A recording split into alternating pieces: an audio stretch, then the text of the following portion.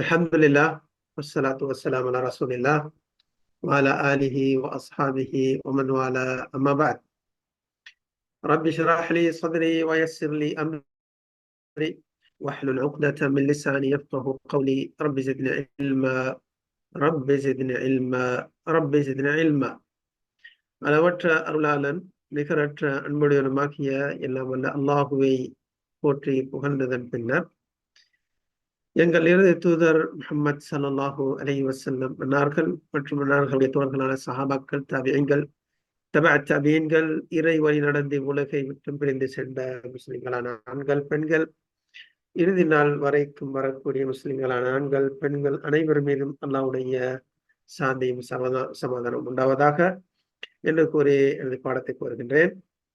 கனிமிக்க சகோதர சகோதரிகளே, السلام عليكم ورحمة الله وبركاته. باب الإخلاص وإحضار النية. باب الإخلاص وإحضار النية في جميع الأعمال والأقوال البارزة والخفية. அனைத்து சொல் செயல் வெளிப்படையான மறைவான அனைத்து சொல் செயல்களிலும் நீயத்தை உருவாக்குவது, இன்னும் இஹ்லாஸை ஏற்படுத்துவது சம்பந்தப்பட்ட பாடம்.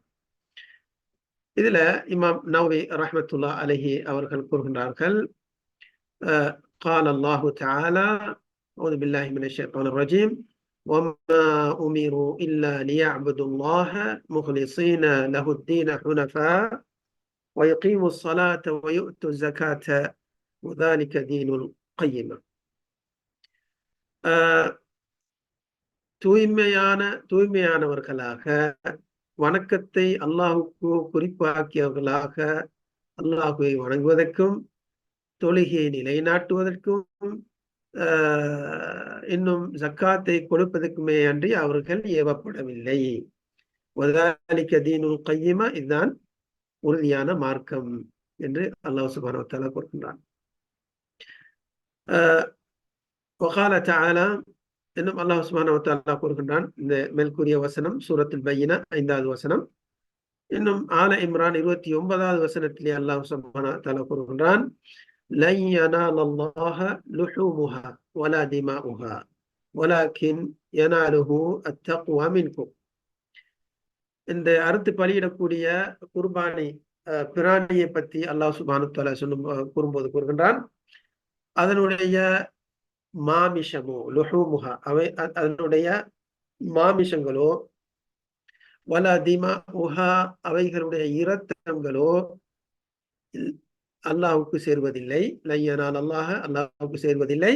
வலாக்கின் யனாலுஹு அத்தக்வா மின்கும், எனினும் உங்களுடைய தக்வா தான் அல்லாஹ்வுக்கு சேர்கின்றது. உங்களுடைய எண்ணம், உங்களுடைய தக்வா, உங்களுடைய இஹ்லாஸ் தான் அல்லாஹ்வை போய் சேருகின்றது என்று அல்லாஹ் சுப்ஹானஹு வ தஆலா கூறுகிறார். 3வது வசனம், இந்த இப்ப சொன்ன இந்த வசனம் சூரத்துல் ஹஜ். நான் அப்போது 20 ஆல இம்ரான் சொல்லிவிட்டேன், இல்ல, இது சூரத்துல் ஹஜ் 37வது வசனம். அடுத்தது ஆல இம்ரான், சூரத் ஆல இம்ரான் 29வது வசனத்தில் அல்லாஹ் கூறுகின்றான், குல் இன் துக்ஃபு மா ஃபி சுதூரிக்கும் அவ் துப்தூஹு யஅலம்ஹு அல்லாஹ். நபியே, நீங்கள் அவங்களுக்கு சொல்லுங்க, அவர்களுடைய உள்ளத்தில் இருக்கக்கூடியவற்றை அவர்கள் மறைத்த போதிலும், அவ் துப்தூஹு, அவர்கள் அதை வெளிப்படுத்திய போதிலும் அல்லாஹ் சுப்ஹானஹு வ தஆலா அதை அறிகின்றான் என்று அவர்களுக்கு நீர் கூறுவீராக என்று அல்லாஹ் சுப்ஹானஹு வ தஆலா நபிக்கு கட்டளையிடுகின்றார். இந்த வசனங்கள் இருந்தவங்களுக்கு தெரிய வருகிறது, அல்லது இமாம் நவவி ரஹ்மத்துல்லாஹி அலைஹி இந்த 3 வசனங்கள் மூலமாக எதை சொல்ல போறாங்கன்னு கேட்டால், இந்த எண்ணம் இருக்குதே, இந்த எண்ணத்தை தான் அல்லாஹ் சுப்ஹானஹு வ தஆலா பார்க்கின்றான். அதானே, நான் செய்யக்கூடிய செயல், முதலாவது இந்த வசனம் சூரத்துல் பையினாவுல தூய்மையான எண்ணத்துடன் நாம் செய்யக்கூடிய வணக்க வழிபாடுகளை அல்லாஹ்வுக்காக வேண்டி செய்ய வேண்டும், தூய்மையான எண்ணத்துடன். அதானே, அதே போல ஏனைய 2வது வசனம் அதுவும் வந்து என்ன, நியத்தை பற்றி தான் சொல்கின்றது.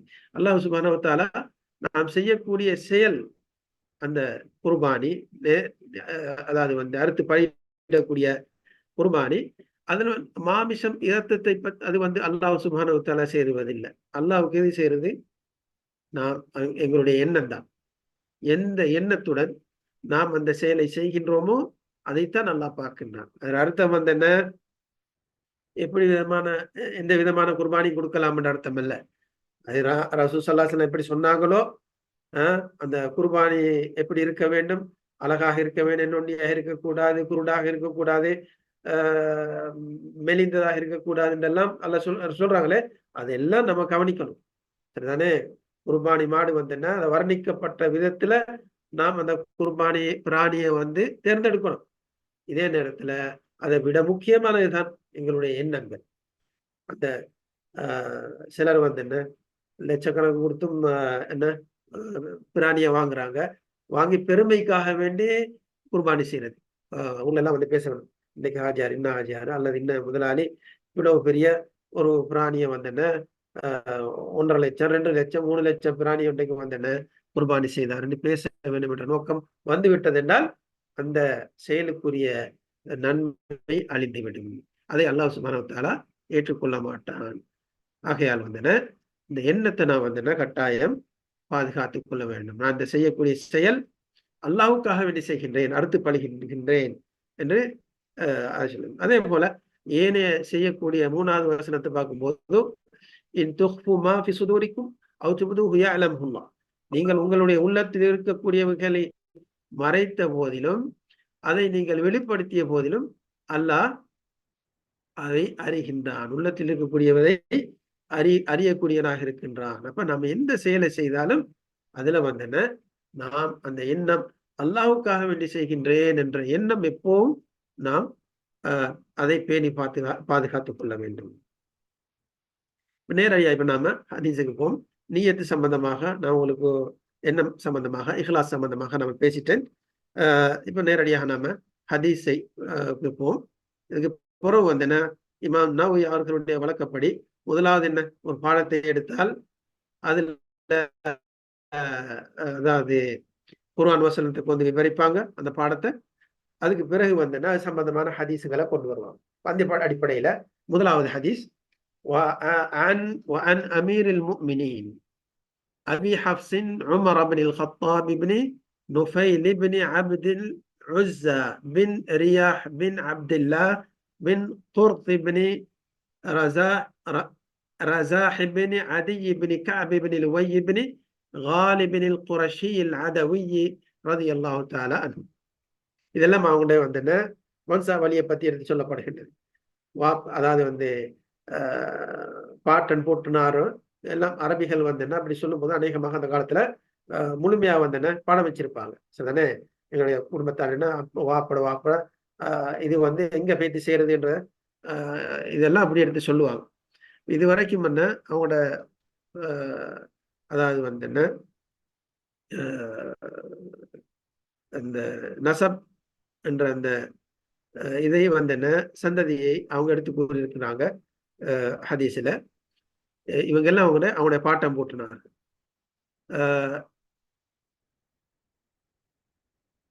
உமர் இப்னு கத்தாப் அவங்களுடைய தந்தையார் நுஃபைல் பின் அதி. நுஃபைல் பின் அதி தான் உமர் இப்னு கத்தாபுடைய தந்தை. உமர் இப்னு கத்தாப் உமர் ரலியல்லாஹு தஆலா அன்ஹு அவங்க இரண்டாவது கலீஃபா. அமீருல் முஃமினீன் அவங்களுடைய டைட்டில். அபு ஹஃப்ஸின் அவங்களுடைய புனை பேர் ஹஃப்ஸ ரலியல்லாஹு தஆலா அன்ஹு. சரிதானே? அவங்களுடைய தந்தை. அடுத்தது உமர் அவனுடைய பேர், இரண்டாவது கலீஃபாவுடைய பேர் இப்னுல் கத்தாபுடைய மகன். அதுக்கு பிறகு எல்லாம் பாட்டம் போட்டினார்களே பேரை பத்தி சொல்லப்படுகின்றது. அல் குரஷி வம்சத்தை சேர்ந்தவர். அதிலும் அதவி குரஷி பெரிய ஒரு கோத்திரம். அதுல பல சிறிய கோத்திரங்கள் இருக்கும். அதுதான் அதவி சேர்ந்தவர்கள். அப்ப இத சொல்லிப்படி சொல்றாங்க. கால இந்த உமர் பின் கத்தாப் ரலியல்லாஹு தஆலா அன்ஹு அவர்கள் கூறினார்கள். என்ன கூறினார்கள்? பின்வரக்கூடிய செய்தியை கூறினார்கள். சமிஅத்து ரசூலல்லாஹி ஸல்லல்லாஹு அலைஹி வஸல்லம் யகூல், ரசூல் ஸல்லல்லாஹு அலைஹி வஸல்லம் அவர்கள் சொன்னதை நான் செவிமடுத்தேன். சமிஅத்து செவிமடுத்தேன். இங்கே சொல்லப்படக்கூடிய செயல்களை உங்களால் இயன்ற அளவு இதை நீங்கள் குறித்து கொள்வதற்கு முயற்சி செய்யுங்க. இங்கே நான் முடிந்த அளவு வந்துன்னா லஃப் தர்ஜுமா பண்றதுக்கு நான் முயற்சி செய்கிறேன். சொல்லா தர்ஜுமா பண்றதுக்கு முயற்சி செய்கிறேன். நீங்க இதை கேட்டு நீங்க குறித்து கொண்டீர்கள் என்றால் மிக நல்லதா இருக்கு. நீங்க எப்படி அது சிறு வெள்ளம் சிறு துள்ளி பெரு வெள்ளம் என்று சொல்லுவாங்க. அதே போல நீங்க ஒவ்வொரு ஒரு பாடத்துல வந்து ஒரு 4-5 சொல்ல படிச்சாலும் அது திரும்ப திரும்ப வந்துட்டு இருக்கு தானே. இந்த சொல்லுகள் வந்து திரும்ப திரும்ப வந்துட்டு இருக்கும், அப்படியே உங்களை மனசுல வந்து பதியும். ஆகையால் வந்துன்னு இந்த ஹதீஸ்ல வரக்கூடிய சொற்களை நீங்க எழுதி பாடமாக்குறதுக்கு முயற்சி செய்யுங்க அவனுடைய அர்த்தத்தோடு. அப்ப கால என்றால் கூறினான், சொன்னான் என்ற அர்த்தம். அப்ப உமர் ரலியல்லாஹு தஆலா கூறினார்கள், சமிஅத்து நான் செவிமடுத்தேன், ரசூல் அல்லாஹி ஸல்லல்லாஹு அலைஹி வஸல்லம் யகூல் ரசூல் ஸல்லல்லாஹு அலைஹி வஸல்லம் அவர்கள் சொல்வதை, யகூலு சொல்வதை செவிமடுத்தேன். ரசூல் ஸல்லல்லாஹு அலைஹி வஸல்லம் அவர்கள் சொல்வதை செவிமடுத்தேன். ரசூலுல்லாஹ் என்ன சொன்னாங்க? இந்த பின்வரக்கூடிய செய்தி, இன்னமல் அமாலு பின்னியாத் வ இன்னமா லிக்குல்லி இம்ரிஇம் மா நவா, கடைசி வரைக்கும். இந்த செய்தியை நான் ரசூல் ஸல்லல்லாஹு அலைஹி வஸல்லம் அவர்களிடமிருந்து செவிமடுத்தேன். அப்ப ரசூல் என்ன சொன்னாங்க? இன்னமல் அமாலு பின்னியாத், செயல்கள் அனைத்தும் எண்ணங்களை கொண்டே உள்ளன. எண்ணங்களை கொண்டே உள்ளன. செயல்கள் அனைத்தும் எண்ணங்களை கொண்டே உள்ளன. மனிதன் செய்யக்கூடிய செயல், அது நல்லதா இருக்கட்டும் கெட்டதா இருக்கட்டும், இவை அனைத்தும் வந்தன எண்ணத்தை கொண்டுதான் அந்த செயல்கள் உருவாகின்றது தானே. மானவ், ஒவ்வொரு மனிதனுக்கும் அவன் என்ன எண்ணம் கொள்கின்றானோ அது உண்டு. அவன் என்ன எண்ணம் கொள்கின்றானோ அது அவனுக்கு உண்டு, சரிதானே. ஒவ்வொரு மனிதனுக்கும் அவன் என்ன எண்ணம் வைக்கின்றானோ அதுதான் அவனுக்கு கிடைக்கும். ஃபமன் கானத் ஹிஜ்ரத்துஹு இலல்லாஹி வ ரசூலிஹி, எவனுடைய ஹிஜ்ரத், எவனுடைய ஹிஜ்ரத் சொல்றான். ஃபமன் கானத்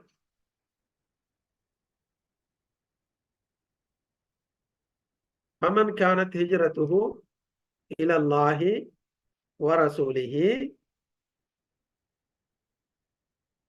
فهجرته إلى الله ورسوله.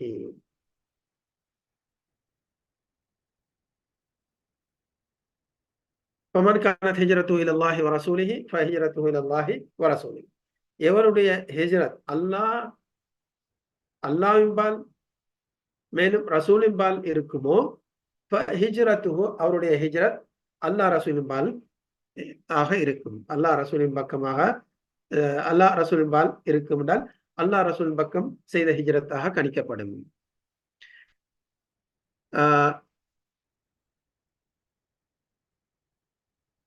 வமன் கானத் ஹிஜ்ரத்துஹு இல லிதுனியா, எவருடைய ஹிஜ்ரத் இந்த உலகத்தின்பால் இருக்குமோ, யுசீபுஹா அவர் அதை அடைந்து கொள்வார், அவன் அதை அடைந்து கொள்வான். அவிம்ரஅத்தின் அல்லது ஒரு பெண்ணின் பால், எவனுடைய ஹிஜ்ரத் வந்து துனியாவின்பால் இருக்குமோ அதை அவன் பெற்றுக்கொள்வான். அவிம்ரஅத்தின் அல்லது துனியா பக்கம் இல்லை, ஒரு பெண்ணை அடைந்து கொள்வதற்காக வேண்டி இருந்தால் யன்கிஹுஹா அவளை அவன் திருமணம் செய்து கொள்வான், அவளை அவன் திருமணம் செய்து கொள்வான்.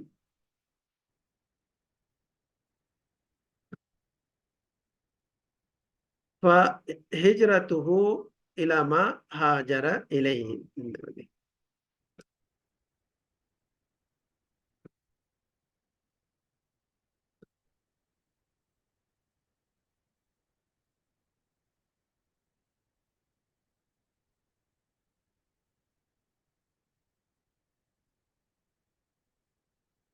சரி, அவன் சொல்றாங்க, ஒமன் கானத் ஹிஜ்ரத்து லிதுனியா யுஸிபுஹா, எவன் ஒருவன் இந்த துனியாவை பெற்றுக் கொள்வதற்காக வேண்டி ஹிஜ்ரத் செய்கின்றானோ, அல்லது யுஸிபுஹா அதை அவன் பெற்றுக்கொள்வான் ஒருவேளை, அவிம்ரஅத்தின் அல்லது ஒரு பெண்ணை அடைந்து கொள்வதற்காக, பெண்ணின் பால் என்றால் ஒரு பெண்ணை அடைந்து கொள்வதற்காக வேண்டி, திருமணம் செய்வதற்காக வேண்டி ஹிஜ்ரத் செய்கின்றான். யன்கிஹுஹா, அவளை அவன் திருமணம் செய்து கொள்வான். ஃபஹிஜ்ரத்துஹு, முடிவுல ஃபஹிஜ்ரத்துஹு, முடிவுல அவனுடைய ஹிஜ்ரத்து இலா மா ஹாஜர இலை, எதன்பால் அவன் ஹிஜ்ரத் செய்தானோ அதன்பால் இருக்கும். அல்லாஹ் ரசூலின்பால் ஹிஜ்ரத் செய்திருந்தால் அந்த எண்ணத்துடன் அவனுடைய ஹிஜ்ரத்து அல்லாஹ் ரசூலின்பால் இருக்கும். அப்படி இல்லாமல் இந்த உலகத்தை சம்பாதிப்பதற்காக வேண்டி செல்வத்தை அடைந்து கொள்வதற்காக வேண்டி ஹிஜ்ரத் செய்தான் என்றால் உலகத்தை ஒருவேளை அவன் சம்பாதித்துக் கொள்வான், சில நேரம் கிடைக்காது. அதாவது உலகத்தை சம்பாதிப்பதற்காக வேண்டி இந்த நாட்டை விட்டு வேற நாட்டுக்கு போறான், அங்க போய் அதிகமாக சம்பாதிக்கலாம் என்று அந்த நோக்கம் நிறைவேறும், சில நேரம் நிறைவேறாமலும் இருக்கலாம். அல்லது ஒரு பெண்ணை திருமணம் செய்வதற்காக வேண்டி ஹிஜ்ரத் செய்கின்றான் தானே. அப்ப அதுவும் வந்து என்ன, சில நேரம் நிறைவேறும், சில நேரம் நிறைவேறாது.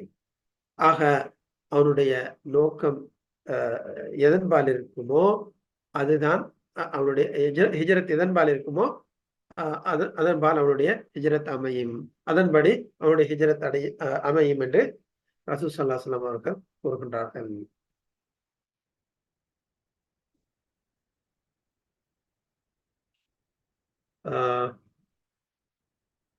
முத்தஃபக்குன் அலா ஸிஹ்ஹத்திஹி, இது இந்த ஹதீஸ் ஸஹ்ஹ, ஸிஹ்ஹனால் சரியானது என்ற அர்த்தம், ஆதாரபூர்வமானது. இது வந்து ஆதாரபூர்வமானது என்று ஏகோபித்த முடிவு. முத்தஃபக்குன் அலா ஸிஹ்ஹத்தி, இதனுடைய தரத்தின் மீது, தரமானது என்பதன் மீது ஏகோபித்த முடிவாக இருக்கின்றது. ரவாஹு இமாமல் முஹத்திஸீன், இந்த ஹதீஸை இரண்டு பெரிய முஹத்திஸீன்கள், ஹதீஸ் கலை ஆசிரியர்களின் இரண்டு இமாம்கள் இதை ரிவாயத்து செய்திருக்கின்றார்கள். ரவாஹு, இந்த ஹதீஸை ரிவாயத்து அறிவித்திருக்கின்றார்கள் இமாமல் முஹத்திஸீன், ஹதீஸ் கலை ஆசிரியர்களின் இரண்டு இமாம்கள். அவங்க யாரு? அல் புகாரி முஸ்லிம். பின்னுக்கு வருது அவங்க யாருன்றது இப்ப சொல்றாங்க. அபு அப்துல்லா, அந்த பெரிய இரண்டு இமாம்கள் யாரு? அபு அப்துல்லா முஹம்மது இப்னு இஸ்மாயில் இப்னு இப்ராஹிம் இப்னு முகீரத் இப்னு பர்திஸ்பா அல் ஜுஃபி அல் புகாரி, இது ஒரு இமாம். சரிதானே? அபு அப்துல்லா முஹம்மது இப்னு இஸ்மாயில் இப்னு இப்ராஹிம் இப்னு முகீரத் இப்னு பர்திஸ்பா அல் ஜுஃபி அல் புகாரி. அடுத்தது அபுல் ஹுசைன் முஸ்லிம் இப்னு ஹஜ்ஜாஜ் இப்னு முஸ்லிம் குஷைரி அன்-நேசாபூர் القشيري النيسابوري النيسابوري رضي الله أو رحمهم الله، அல்லாஹ் இருவர் மீது அல்லாஹ் அருள் புரிவானாக. ஃபீ ஸஹீஹைஹிமா, அவர்களுடைய அந்த சஹீஹான இரண்டு கிரந்தங்கள்ல, அல்லதைனி ஹுமா அஸஹ்ஹுல் குதுபி அல் முஸன்னஃபா, அந்த சஹீஹான இரண்டு கிரந்தங்கள் எப்படிப்பட்டவை என்றால், ஹுமா இரண்டும் அஸஹ்ஹு குதுபில் முஸன்னஃபா, கோர்வை செய்யப்பட்ட கிரந்தங்களில், கிதாபுகள்ல, கிரந்தங்கள்ல, நூல்கள்ல மிகவும் தரமானது, மிகவும் தரமான இரண்டு கிரந்தங்கள். அதுதான் வந்தன புகாரி மற்றும் முஸ்லிம். புகாரி மற்றும் முஸ்லிம். இதுதான் இதனுடைய லேசான தர்ஜுமா. இந்த இதுல வந்து நாம் கவனிக்க வேண்டிய விஷயம் என்னவென்றால், இன்னமல் அமாலு பின்னியாத், இன்னமல் அமாலு பின்னியாத் வ இன்னமா லிக்குல்லி இம்ரிஇம் மா நவா. இந்த ரெண்டு ஜும்லா பார்க்கும்போது இன்னமல் அமாலு பின்னியாத் வ இன்னமா லிக்குல்லி இம்ரிஇம் மா நவா, ரெண்டு கருத்து வந்து என்ன, ஒரு மாதிரி தான் விளங்கு. செயல்கள் அனைத்தும் எண்ணங்களை கொண்டே உள்ளன. இன்னமல் அமாலு பின்னியாத், அல் அமால் என்றால் செயல்கள், அதனுடைய உண்மை வந்து என்ன, அல் அமல். அல் அமல், அல் அமால் பன்மை. அப்ப இந்த செயல்கள் எண்ணங்களை கொண்டே உள்ளன. அந்நியாத் முஃப்ரத் வந்து என்ன, அந்நியா, எண்ணம் கொள்ளுதல். செயல்கள் எண்ணங்களை கொண்டே உள்ளன. இரண்டாவது அந்த ஜும்லா பாருங்க, வாக்கியத்தை பாருங்க. ஒவ்வொரு மனிதனுக்கும் அவன் என்ன எண்ணம் கொள்கின்றானோ அதுதான் உண்டு. அப்ப முதலாவது என்ன சொல்லுது, அந்த வாக்கியம் என்ன சொல்லுது? செயல்கள் அனைத்து எண்ணங்களை கொண்டு இருக்கின்றது. 2வது வசனம் என்ன சொல்லுது? ஒவ்வொருவரும் என்ன எண்ணம் கொள்கின்றானோ அதுதான் அவனுக்கு கிடைக்கும். அப்ப 2 கருத்து வந்து ஒன்று மாதிரிதான் இருக்கு. அப்ப இதை பார்க்கும் மேலோட்டத்தை பார்க்கும் போது 2வது இந்த ஜும்லா இருக்கின்றது, 2வது வசனம் இம்மானவா, இது முதலாவது அந்த வாக்கியத்துக்கு அதை வாக்கியத்தை உறுதிப்படுத்தக்கூடியது போல விளங்குது. தக்கீதுன்னு சொல்லுவாங்க. இதுக்கு வந்து என்ன, மோலா ஜும்லாவுக்கு வந்து என்ன, தக்கீதாக அமைந்திருக்குது போன்று விளங்குது. பார்க்கும்போது அப்படித்தான் விளங்குகின்றது. அப்படித்தானே? முதலாவது ஜும்லா, 2வது ஜும்லா, முதலாவது ஜும்லாவுக்கு வந்து என்ன, தக்கீதாக வந்திருக்கின்றது போன்று தோன்றுகின்றது. ஏன்னா 2 கருத்து வந்து என்ன ஒன்றுதான். ஆனால் இமாம் சாலிஹ் அல் உஸைமீன் என்ற அந்த அறிவாளி கூறுகின்றார், அல்லாஹ் அவர் மீது ரஹ்மத் செய்யணும். நான் இங்க சொல்ல மறந்துட்டேன். நான் அவருடைய இந்த விரிவுரை வந்தன ரியாது சாலிஹினுக்குரிய விரிவுரை ஷேக் சாலிஹ் அல் உஸைமீன், ஷேக் முகமது பின் சாலிஹ் அல் உஸைமீன் ரஹிமஹுல்லா அவருடைய விரிவுரையைத்தான் நான் வந்தன அதாவது அடிப்படையாக வச்சிருக்கின்றேன். இதில் வந்து நோக்கம் வந்து என்ன, அதுல வந்திருக்கக்கூடிய எல்லா விடயங்களையும் நான் சொல்லுவேன் என்று அர்த்தம் அல்ல. ஏதோ தேவையான விடயத்தை எடுத்து சொல்லுவேன். என்றால் எல்லாம் சொல்ல போனால் அதை முடிக்க முடியாது. அதாவது வந்து ரொம்ப வந்து என்ன விரிவா எழுதப்பட்ட ஒரு இது ஷரஹ் உண்டு. ஆகையால் வந்து என்ன தேவையான அளவுக்கு நான் அதிலிருந்து நான் உங்களுக்கு சில விஷயங்கள் எடுத்து சொல்லுவேன். அப்ப இந்த ஷேக் சாலிஹ் அல் உஸைமீன் அவங்க சொல்றாங்க, மேலோட்டத்துல பார்க்கும்போது 2வது ஜும்லா முதலாவது ஜும்லாவுக்கு வந்து என்ன, மூலாவது வாக்கியத்தை உறுதிப்படுத்தக்கூடிய தக்கீதை போன்று விளங்குகின்றது. ஆனால் அப்படி அல்ல சொல்றாங்க. 2வது ஜும்லா வந்து என்ன, தஅசீசியா. அது வந்து தஅக்கீத் அல்ல, தஅசீஸ்ன்றான். தஅசீஸ் என்றால் என்ன? அதாவது சில இங்க வந்து பிள்ளைகள் இருக்கிறாங்க, படிக்கக்கூடிய பிள்ளைகள் இருக்கின்றாங்க. ஆனால் வந்து என்ன, அவங்களுக்கு பிரயோசனமாக இருக்கும் என்ற நோக்கத்தினால் இதை நான் சொல்றேன். என்றால் பொது சகோதர சகோதரிகளுக்கு வந்து சில வேளை வந்து இதுல பெரிய ஒரு விளக்கம் கிடைக்காம இருக்கலாம். இருந்தாலும் மேலோட்டத்தில் நீங்க அறிஞ்சு கொள்ளுங்க. குறிப்பாக மாணவ மாணவிகள் இருக்கிறாங்க என்றால் அவங்களுக்கு வந்து இது பிரயோசனமாக. அப்ப இமாம் ஷேக் சாலிஹ் அல் உஸைமீன் சொல்றாங்க, இந்த 2வது ஜும்லா இருக்குது இம்மானவா, இது தஅக்கீத் அல்ல, மாறாக தஅசீஸ் என்று சொல்றான். தஅசீஸ், சரியா? தஅசீஸ் என்றால் என்ன?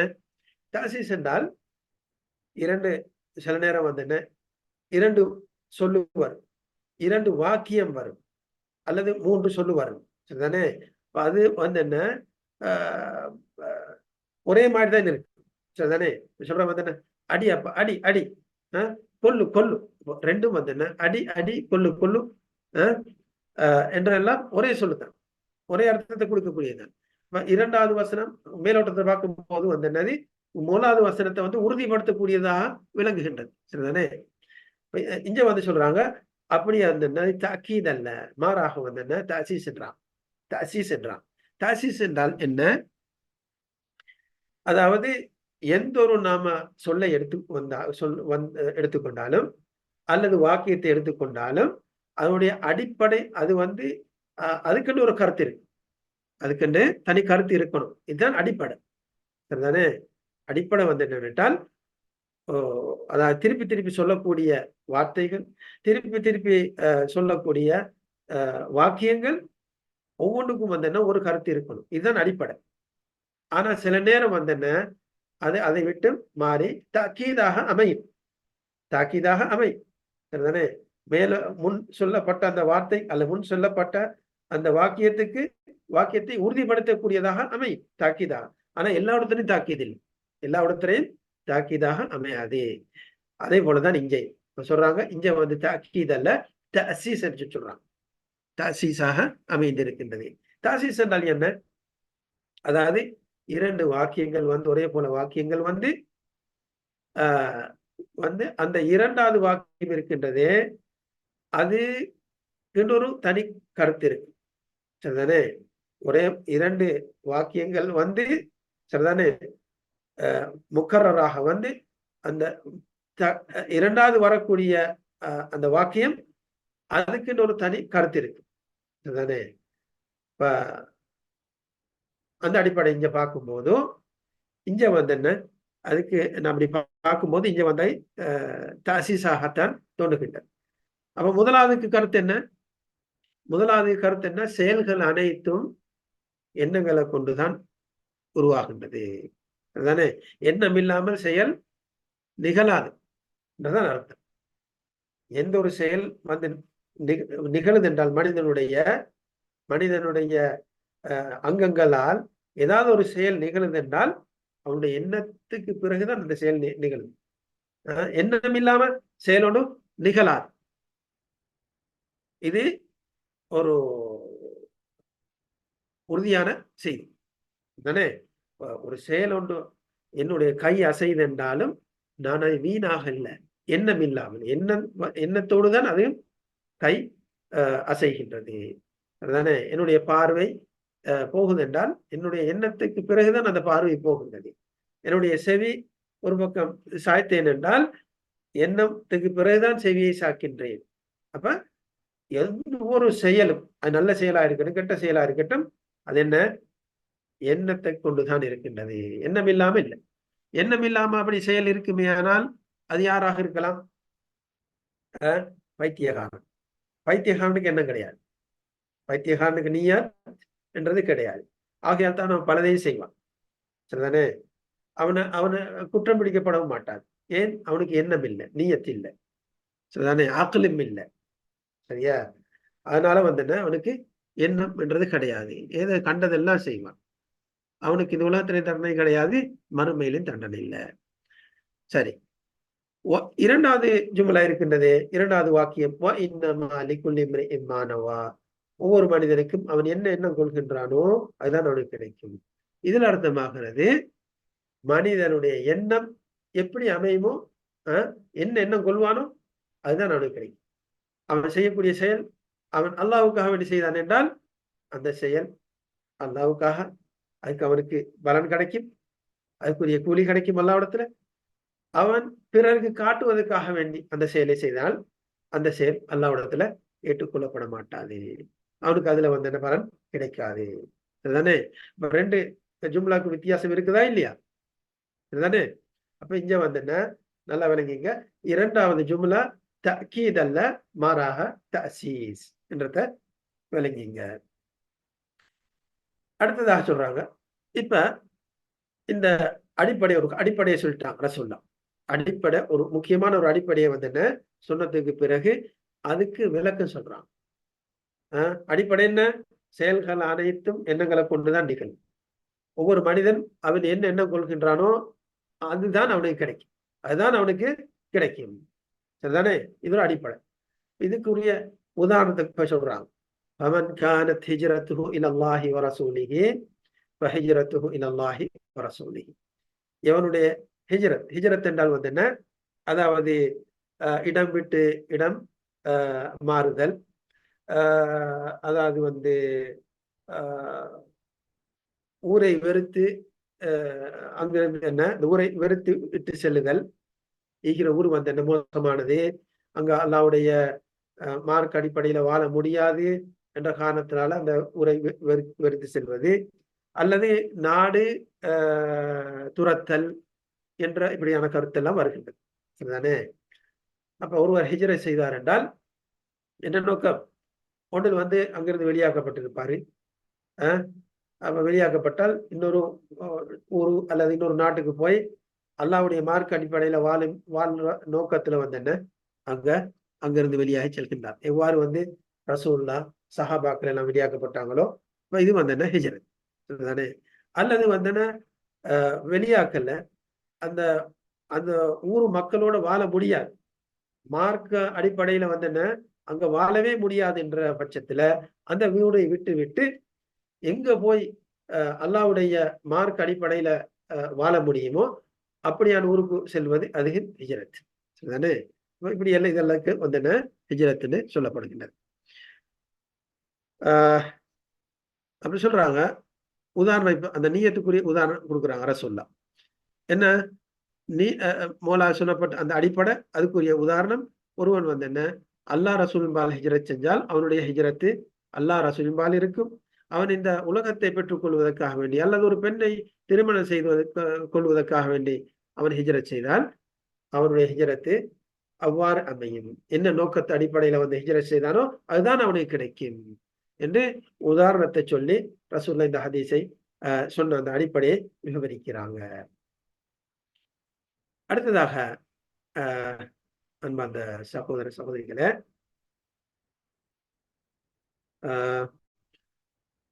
இந்த நியத் என்றால்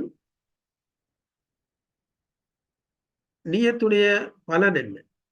நியவுடைய பலன் ஏன் நியத்து அவசியம் என்று சொல்லும் போது உலமாக்கள் சொல்றாங்க,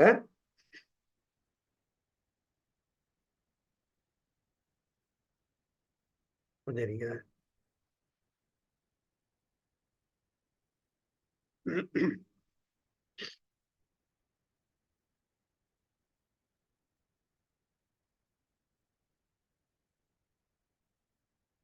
இந்த நியத்தோட பலன் என்னென்றால், முதலாவது தம்யீஸ் அல் இபாதாத்தி அனில் ஆதாத், வணக்கங்களை வழக்கத்திலிருந்து பிரித்து காட்டக்கூடியது நியத்.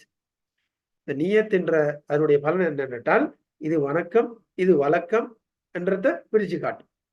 சரிதானே? வணக்கம் என்றால் என்ன? அது அல்லாஹ் ரசூலால் சொல்லப்பட்டது, தொழுகை, நோன்பு, ஜக்காத்து போன்றவைகள். சரிதானே?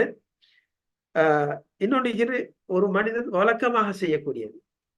சரிதானே? அப்ப இரண்டுக்கும் மத்தியில பிரிச்சு காட்டக்கூடியது வந்து என்ன? இந்த நியத். உதாரணத்துக்கு நோன்பு பிடித்தல், இது வந்து என்ன? மார்க்கம். ஒருவன் வந்து என்ன அல்லாஹ்வுக்காக வேண்டி நோன்பு பிடிக்கின்றான். அதுதானே? இன்னொருவன், அதாவது அவன் முஸ்லீம் அல்லன்னு வச்சுங்க, நோன்பு பிடிக்கிறான். காபிரான ஒருவனும் நோன்பு பிடிக்கின்றான். இருவரும் நோன்பு பிடிக்கின்றான். அதுதானே? வித்தியாசம் என்ன? அவனுக்கு என்ன இருக்கு? அதாவது முஸ்லிம் அல்லாஹ்வுக்காக வேண்டி நோன்பு பிடிக்கின்றான். அவன் வந்து என்ன தன்னுடைய உடம்பு ஆரோக்கியம், நோன்பு பிடிச்சா உடம்புக்கு நல்லம் என்ற நோக்கத்துல வந்து அவன் நோன்பு பிடிக்கின்றான். சரிதானே? எல்லாரும் பிடிக்கிறாங்க அல்லது எல்லோரும் பிடிக்கிறாங்க நானும் பிடிக்கிறேன், எல்லோரும் நோன்பு பிடிக்கிறாங்க நான் பிடிக்கலன்னா என்ன செய்வாங்க? மக்கள் என்ன அதாவது தாழ்மையான நோக்கத்துல பார்ப்பாங்க. அதனால நானும் பிடிக்கிறேன் சொல்லி பிடிக்கான். அப்ப அவனுக்கு நன்மை கிடைக்குமான்னு கேட்டால் கிடைக்காது. சரிதானே? ஏதோ ஒரு வழக்கம் செய்யறாங்க, நானே செய்யறேன் என்ற மாதிரி. அப்ப இதான் வந்து இந்த நீயத்துல உள்ள பலன். அது வந்து வணக்கத்தை வழக்கத்திலிருந்து பிரித்து காட்டும். ஒன்று. இன்னொரு உதாரணத்தை சொல்ல போனால் அல் குஸ்ல், அதாவது வந்து குளிப்பது. சில நேரம் இந்த குளிப்பு வந்து ஒரு முஸ்லிம் அல்லாஹ்வுக்காக வேண்டி செய்வான். அது என்ன? கட்டாயமான குளிப்பு. சரிதானே? கட்டாயமான குளிப்பு அல்லாமலும் அதாவது கட்டாயம் அல்லாத குளிப்பு சில நேரத்துக்கு வந்து அவன் எண்ணம் வைத்தான் என்றால், நான் இந்த குளிப்பு மூலமாக அல்லாஹ்வுடைய திருப்தியை நாடுகின்றேன் என்ற எண்ணத்தில் குளித்தால் அது அவனுக்கு வணக்கமாக அமையும். இதே போல காவிரன் வந்து குளிக்கிறான், அவனுக்கு நன்மை கிடைக்குமான்னு கேட்டால் கிடைக்காது. பொதுவா இந்த குளிப்பு எடுத்துக்கொண்டால் எல்லோரும் முஸ்லிம் செய்கிறான் என்ற செயலை காவிரன் செய்கின்றான். ஆனால் முஸ்லிம் அதுல வந்து என்ன வைத்துக் கொண்டான் என்றால், பொதுவாக வந்து என்ன ஒண்ணு கட்டாய குளிப்புக்கு வந்து என்ன வைப்பாங்க, இது நான் கட்டாயமான குளிப்பை நான் வந்து குளிக்கிறேன் என்ற எண்ணத்துல வந்து உனக்கு குளிச்சான் என்றால், இல்லை என்றால் என்ன வைக்கல என்றால் அவனை குளிப்பு அவன் குளித்ததாக கணிக்கப்பட மாட்டார். இதே நேரத்துல வந்து முஸ்தஹப்பான குளிப்பு, சரியா, சுன்னத்தா, அதாவது வந்து என்ன வைத்தால் நன்மை, என்ன வைக்கவில்லைட்டால் குற்றமில்லை, அதுல என்ன வைத்தால் அவனுக்கு நன்மை கிடைக்கும்.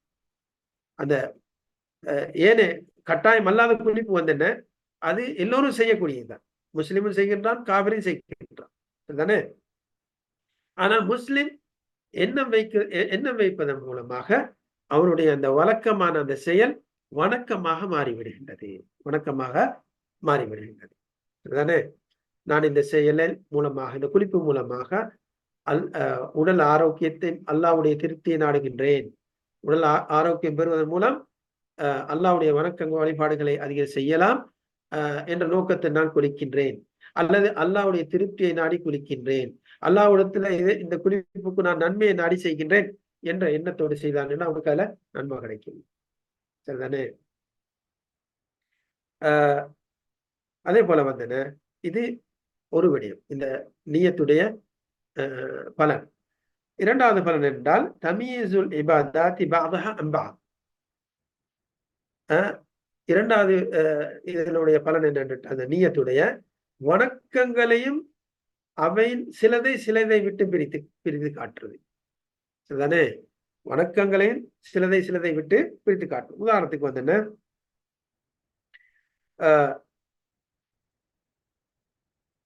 ஒருவன் 2 ரக்காத் தொழுகிறான். அந்த 2 ரக்காத்து சில நேரம் வந்து அவன் கட்டாயமான எண்ணம் வைக்கலாம், ஃபரதான எண்ணத்தை வைக்கலாம். அதன் மூலமாக நான் ஃபரது தொழுகை, அதாவது சுபஹ் தொழுகை தொழுகின்றேன் 2 ரக்காத். சில நேரம் வந்து என்ன, சுன்னத் என்ற எண்ணம் வைக்கலாம். சில நேரம் நேர்ச்சை, நேர்ந்து இந்த 2 ரக்காத்து நான் வந்தேன், இந்த செயல் நடந்தால் நான் 2 ரக்காத் தொழுவேன் என்ற எண்ணம் நேர்ச்சை செய்கின்றான். சரிதானே? அப்ப அந்த நேர்ச்சை என்று அவன் உள்ளத்துல எண்ணம் வைக்கின்றான். சரிதானே? சில நேரம் வந்து என்ன, இது பொதுவான நஃபில் உஃபரியான தொழுகை என்று நியத்து வைக்கின்றான். அப்ப எத்தனை ரக்காத் 2 தான், ஆனா எத்தனை நியத்து எண்ணங்கள் வந்துட்டு சொல்லி பாருங்க. மூணாவது இதுல வந்து என்ன, பரது என்று வச்சால் அது பரதாக அமையும். சுண்ண முஅக்கதான்னு சொல்லி எண்ணம் வைத்தால் அது சுண்ணவாக அமையும். மூணாவது வந்து என்ன, அது வந்து நதர் என்றால் நேர்ச்சை என்று சொல்லி எண்ணம் வைத்தால் அது நேர்ச்சையாக அமையும். நஃபில் என்று நியத்தை வைத்தால், உபரியான தொழுகை என்று சொல்லி வைத்தால் உபரியாக கணிக்கப்படும். அப்ப இந்த நியத்து தான் வந்து இது அனைத்தையும் பிரித்து காட்டுவது. நியத்து தான் வந்து அனைத்தையும் பிரித்து காட்டுவது. ஆகையால் உலமாக்க சொல்றாங்க,